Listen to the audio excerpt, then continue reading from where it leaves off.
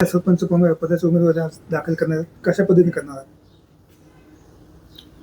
Form आम्ही आता सध्या साध्याच पद्धतीने करणार आहोत. ती दुःखद घटना तहसील साहेबांची झाल्यामुळे साध्या पद्धतीने जाऊन भरून येऊ. बघायला गेलं तर गेल्या 1.5 वर्षापासून आपला लढा चालू आहे आणि त्यानंतर ही निवडणूक लागते.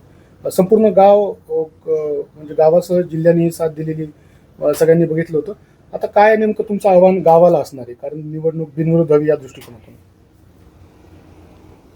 तसं पाहता ही वेळ येऊच नाही असं आम्हाला वाटलं होतं. आता ही वेळ आली आहे तर गावकऱ्याच्या मतीने, सगळ्या जनतेच्या मतीने, आमच्या मते तर बिनविरोधच व्हावं आहे. पण जी इच्छा असेल ती गावकऱ्याच्या ह्याने आम्ही ते करू पूर्ण. निवडणूक पार पाडायची जसं म्हणलं तसं होऊच नाही वाटत होतं. आता सगळ्या जनतेच्या म्हणण्यानुसार आम्ही जे अन्नाचे स्वप्न राहिलेले आहेत ते आम्ही 1.5 वर्षात पूर्ण करावे अशी गावकऱ्यांची इच्छा आहे. गावातले आपले जे स्पर्धी आहेत देशमुख पण आपल्या उमेदवारी आज दाखल करतात, ते फॉर्म भरणार आहेत, कसं पाहता?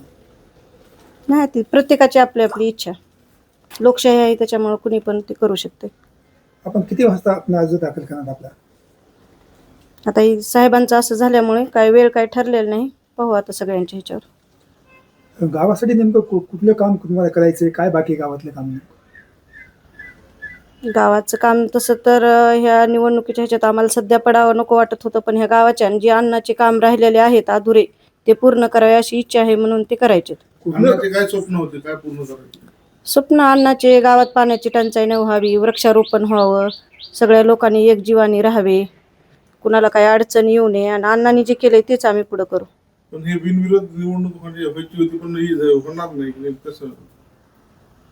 आता बिनविरोध होईल असं आम्हाला पण वाटलं होतं, पण आता ते सगळं जनतेच्या हातात. काय आपण आवाहन करणार आपल्या माध्यमातून, गावकऱ्यांना काय आवाहन करणार?